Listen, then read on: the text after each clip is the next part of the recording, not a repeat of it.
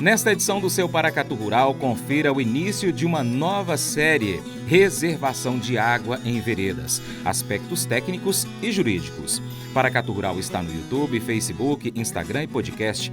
Pesquise no seu aplicativo favorito para acompanhar inclusive os próximos episódios, além de outras notícias do agronegócio. No seu navegador de internet, coloque o nosso site como sua página inicial, paracaturural.com. Todas as vezes que você for acessar a internet, vai verificar então uma nova publicação. E eu volto já com este primeiro episódio dessa nova série. Não saia daí. Planeta Água. Bem-vindo ao Paracatu Rural. As veredas são formações vegetais contornadas pelo cerrado, geralmente com a presença do buriti. Entre as espécies encontradas nesses locais estão as palmeiras, os buritis e espécies campestres que são as herbáceas. A palavra vereda significa estrada, caminho, e por isso ela é quem serve de caminho para muitas espécies. Geralmente as veredas ficam em vales ou áreas planas, próxima a nascentes e borda de matas de galeria. Essas áreas são fundamentais na manutenção da fauna do cerrado. Lá é refúgio e abrigo de vários animais, além de ser local de reprodução para a fauna terrestre e aquática. Diante da importância das veredas, principalmente em nossa região, noroeste de Minas Gerais, o SEBRAE, em parceria com a Irriganor e parceiros, realizou o seminário Reservação de Água em Veredas, aspectos técnicos e jurídicos, que reuniu grandes especialistas no assunto.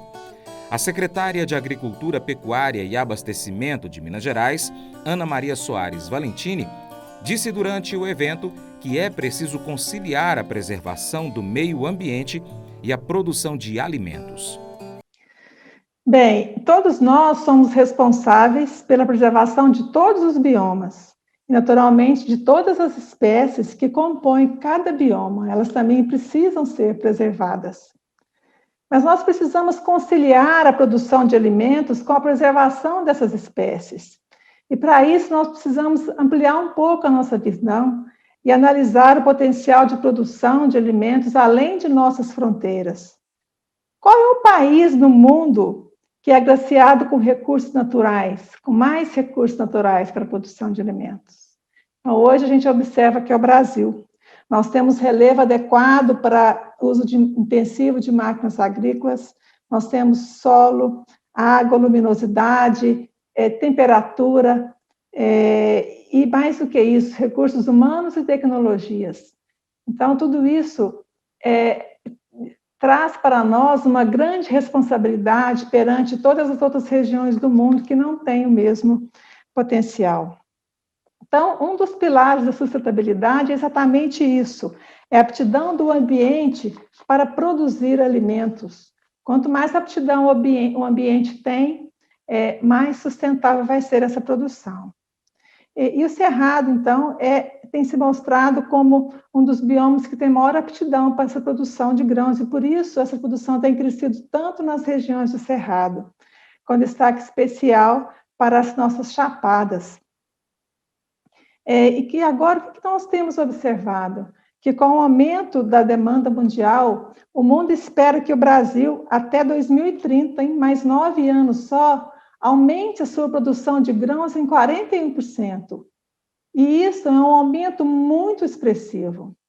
Nós precisamos estar muito atentos para que esse aumento da produção ocorra com sustentabilidade, com respeito às leis ambientais, usando processos produtivos sustentáveis e aliando também a preservação das espécies. É um grande desafio, mas ele tem que ser encarado em todos os seus nuances, em todos os seus detalhes. E para aumentar essa produção, nós temos aí 2 importantes caminhos. Um, naturalmente, é o aumento da nossa área plantada e o outro, o aumento da produtividade. Naturalmente, deverá acontecer os 2. Mas para você aumentar a área de plantio, nós temos nós temos uma abertura de novas áreas, mas também algo muito importante que nós temos esperança que aconteça, é a conversão de áreas de pastagens em áreas de lavouras. E nos últimos anos, nós observamos um preço muito baixo da carne bovina, com uma rentabilidade muito reduzida para os produtores rurais, e muitas pastagens, então, estão degradadas exatamente pela falta de capacidade dos produtores de investir. Então, muitas dessas áreas de pastagem degradadas também vão ser incorporadas ao processo produtivo nas áreas de lavoura para produzir grãos.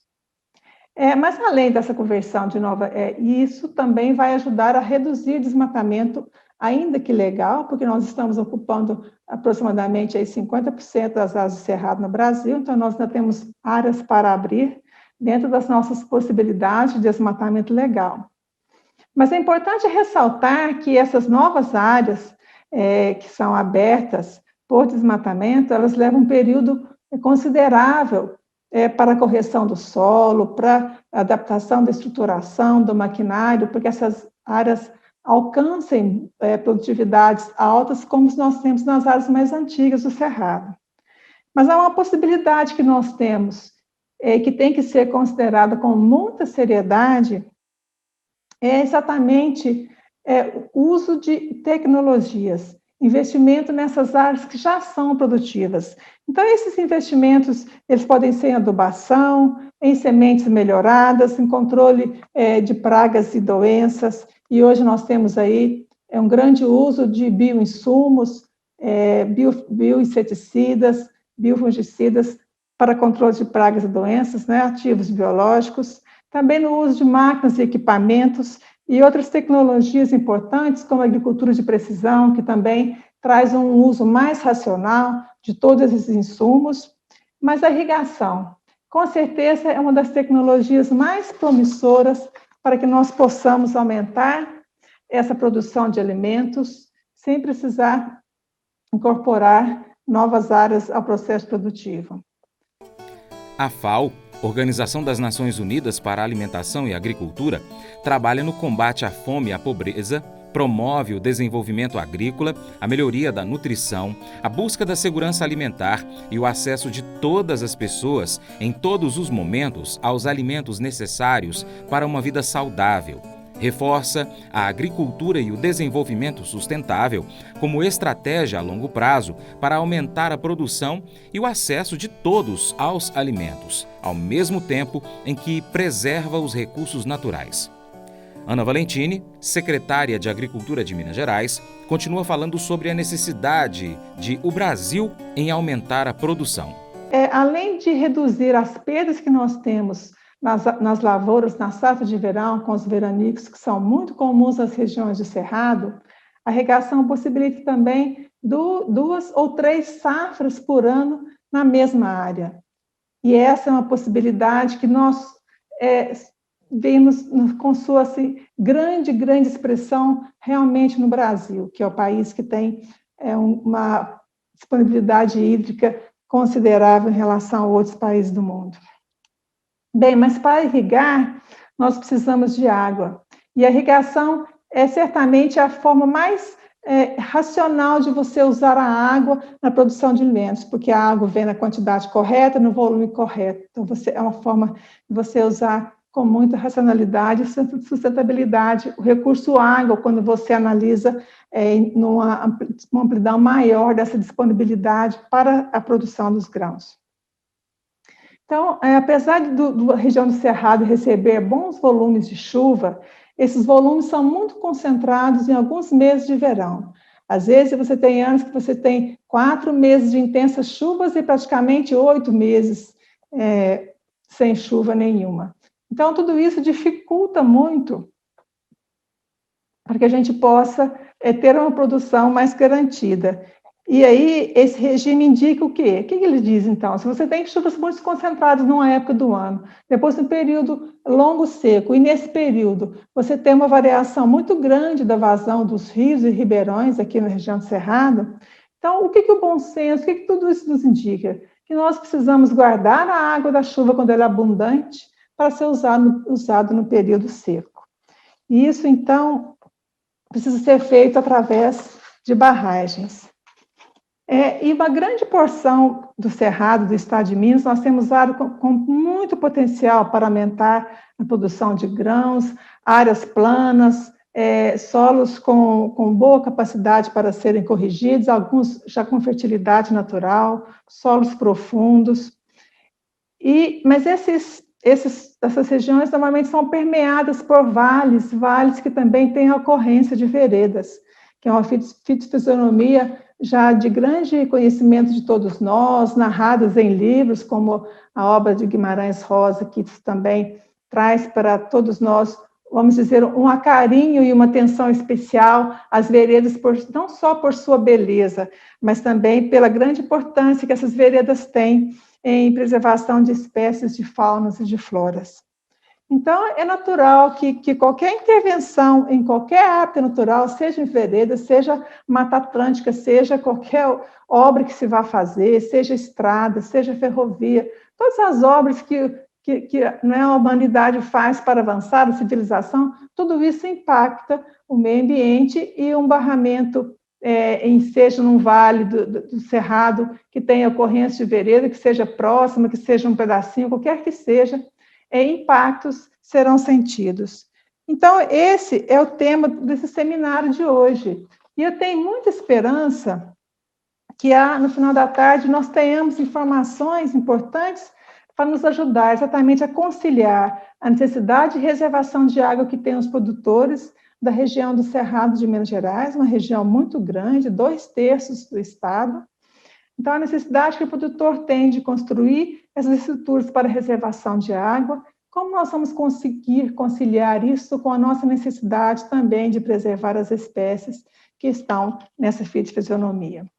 Aqui no nosso estado de Minas Gerais, nós já temos uma importante ferramenta que foi desenvolvida pela Secretaria de Agricultura, com a Secretaria de Meio Ambiente, conjuntamente, com universidades do estado, Embrapa, IEMATER, EPAMIG, que é o nosso ferramenta zoneamento ambiental e produtivo, que é um diagnóstico que nos possibilita estudar uma subbacia, ver as suas potenciais, a sua disponibilidade de oferta hídrica, os usos dos solos, os usos que já estão antropizados, as áreas que estão degradadas e que precisam de ser recuperadas, áreas onde pode ser ainda ampliado a lavoura, passagens degradadas também a serem recuperadas, APPs. Então, é uma ferramenta que nos traz muitas informações para que o processo de produção de alimentos no nosso estado seja feito com mais sustentabilidade.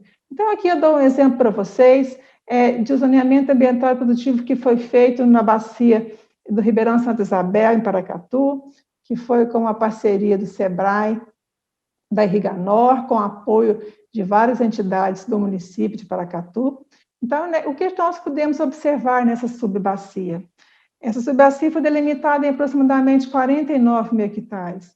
E o estudo nos mostrou, além de todas essas coisas que eu já comentei, também estradas rurais que precisam de ser adequadas, que têm um potencial erosivo, também um potencial de carreamento de sedimentos para os corpos d'água muito importante. As estradas rurais também é um ponto de atenção na questão da preservação e da conservação de nossos recursos hídricos. E tem mais sobre esse assunto aí depois do intervalo, não saia daí.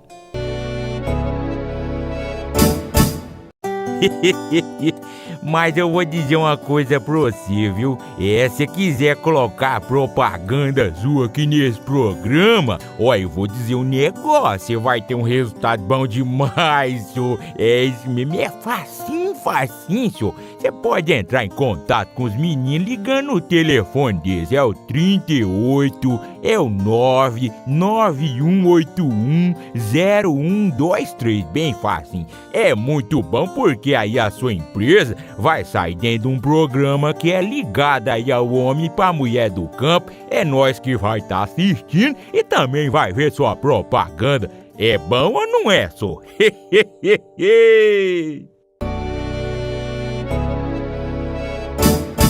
O zoneamento ambiental e produtivo, chamado ZAP, é uma metodologia do governo do estado de Minas Gerais que permite realizar análises integradas de subbacias hidrográficas utilizando tecnologia da informação. Com a ferramenta, é possível ter informações sobre disponibilidade hídrica de uma bacia hidrográfica, uso e ocupação do solo, paisagem e suas potencialidades. É como se fosse um raio-x daquela região. Exemplificando, o ZAP do Ribeirão Santa Isabel, aqui em Paracatu, Minas Gerais, a Ana Maria Soares Valentini, secretária de Agricultura do Estado de Minas Gerais, apresentou os resultados deste estudo. Então, o que esse zoneamento nos mostrou? Ele mostrou que se forem construídas, hipoteticamente, 4 barragens, ou talvez 3 com maiores volumes, mas uma área inundada somada de 200 hectares numa bacia de 49 mil hectares, ou seja, você inundaria aí aproximadamente 0,5% daquela subbacia, você vai conseguir ter água disponível para abastecer a cidade de Paracatu, até multiplicar sua população por 3. Você pode, com isso, regularizar a vazão do Ribeirão, porque, como eu já disse, como as chuvas são muito concentradas, a gente tem uma variação na vazão dos ribeirões da região muito grande, então você vai regularizar a vazão e ainda possibilitar atender toda a irrigação que já está instalada nessa subbacia, que não consegue funcionar com todo o seu potencial, devido à baixa disponibilidade de água em alguns períodos do ano. Você consegue ofertar a água para essa irrigação e também para a expansão que é possível e sustentável dentro da subbacia. Então, é exatamente essas informações que nós precisamos. Então, com menos de 0,5% de inundação na área da subbacia, você consegue garantir a segurança hídrica dessa subbacia. Então, nós temos no nosso estado muito conhecimento já em volta dessas barragens em veredas. Com certeza, a própria Secretaria do Meio Ambiente também tem barragens, às vezes não em veredas, mas em vales próximos a veredas, como é a RIMA, com condicionantes de campanhas de fauna, com relatórios que podem também nos trazer informações para que a gente tenha segurança nessas decisões. Então, eu acho que mais ou menos nesse sentido, a mensagem que eu queria trazer, nós lá na Secretaria estamos sempre dispostos a todas essas discussões, e eu acho que a gente precisa muito de buscar a informação na academia, com as universidades, com os órgãos de pesquisa, com muitos institutos também na área ambiental que fazem trabalhos importantes, para que todos nós possamos discutir, porque nós precisamos sim de reservar água, nós precisamos sim de aumentar a produção de alimentos no nosso estado, mas nós não podemos, em momento algum, esquecer e deixar de lado a importância da preservação de todas as espécies para a nossa própria preservação enquanto ser humano. E nós continuamos essa série aqui no seu Paracatu Rural, portanto fique sempre atento ao seu Jornal do Agronegócio. E o seu Paracatu Rural vai ficando por aqui. Muito obrigado pela sua atenção. Daqui a pouco aqui a gente vai mandar alguns abraços aqui de nossos seguidores, mas primeiro eu quero agradecer os nossos parceiros, Cicobi Crédito Gerais e Hidrocontrol, também nossos colaboradores semanais de conteúdo, Flamir Brandalize, Joãozinho Grafista, Moacir Naves, a equipe do Paracatu Rural, Douglas Oliveira e Lohane Marques, minha querida esposa Paula, te amo, Paula. Beijão. Abraços também para os nossos ouvintes pelo rádio. Dona Ana Maria e também o seu Moisés Mendes, a Amanda Araújo, Regis Couto lá no Entre Ribeiros, ex-prefeito Olavo Condé, um abraço. Dona Elza Moreira e seu Evaldo José também. Aos nossos seguidores de podcast em diversos aplicativos, são mais de 11 aplicativos de podcast em que você pode encontrar o Paracatu Rural.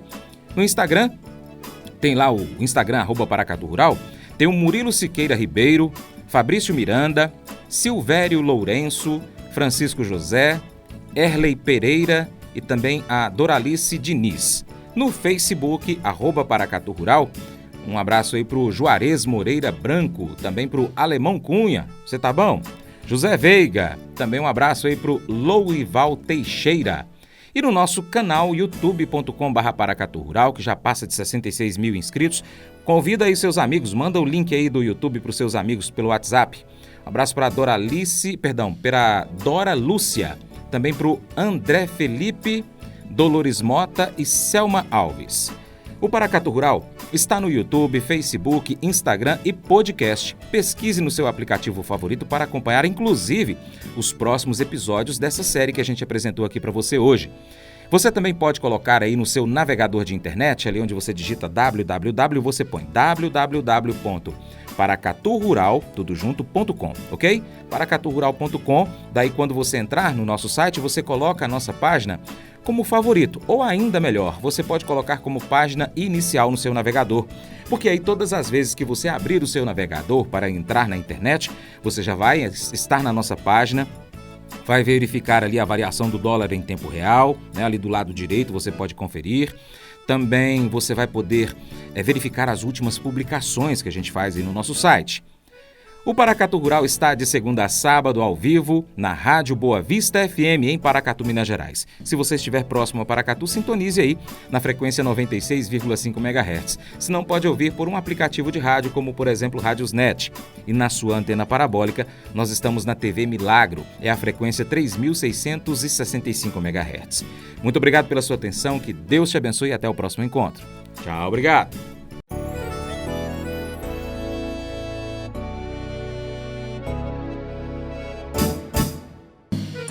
Acordo de manhã para prosear no mundo do campo, as notícias escutar. Vem com a gente em toda a região com o seu programa Paracatu Rural.